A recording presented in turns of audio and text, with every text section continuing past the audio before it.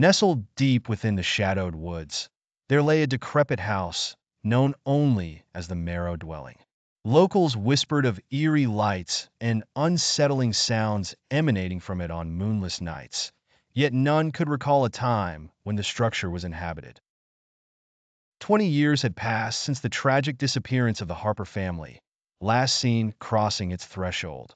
Nadia, a young historian with a penchant for unraveling local legends, felt the irresistible pull of the Marrow Dwelling.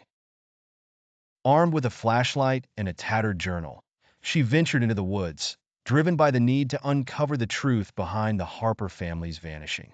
As she approached the house, its imposing silhouette loomed against the inky sky, branches like skeletal hands reaching out to grasp the unwary. The air grew colder, and an eerie silence blanketed the forest, making Nadia's heartbeat thunder in her ears. Each step she took felt heavier than the last, as if unseen eyes followed her every move. Inside, the air was thick with dust and the smell of damp decay.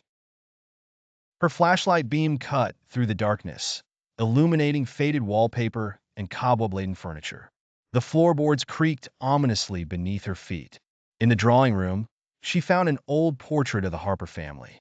Their eyes seemed to follow her.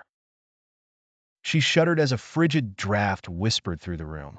Flipping through her journal, she matched the stories of the family to the faces in the portrait: Thomas and Abigail Harper, and their two young children, Emma and Jacob. A sudden noise from upstairs made her start.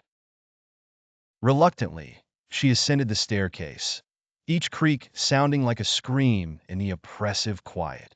At the top, she found a child's room. Toys were strewn about, as if the children had vanished in the midst of play. Her eyes fell upon a dusty, broken doll lying on the bed.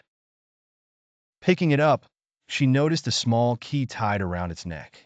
Trembling, she took the key and searched the room, finding a hidden compartment in the dresser. It contained a leather-bound diary, its pages yellowed and ink smudged. As she skimmed through, her blood ran cold. The diary contained entries written by Thomas Harper, detailing a secret ritual meant to protect his family from an ancient curse. He spoke of a figure known as the Watcher, a malevolent spirit that demanded the souls of the innocent. Nadia's surroundings seemed to blur and shift. A sudden chill filled the room. She heard the sound of children's laughter, innocent yet sinister, echoing down the hallway. The flashlight flickered, and in the dim light, she saw the ghostly forms of Emma and Jacob standing at the doorway, their eyes hollow and begging for release. The house itself seemed to breathe, walls pulsing and closing in. Heart pounding, she fled down the stairs, but the front door slammed shut with a force that rattled the windows.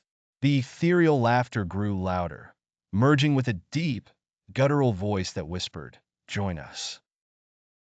Desperate, Nadia recited the incantations from the diary, hoping to break the curse. The air grew thick, choking her as shadows writhed and twisted around her. A blinding flash of light burst from the center of the room, and the oppressive weight lifted. Gasping for breath, she found herself outside in the cold dawn light, the house standing silently behind her. In her hand, she still clutched the diary. She had survived the Marrow Dwelling, but the ghostly whispers lingered in her mind, a haunting reminder of the darkness that dwelled within.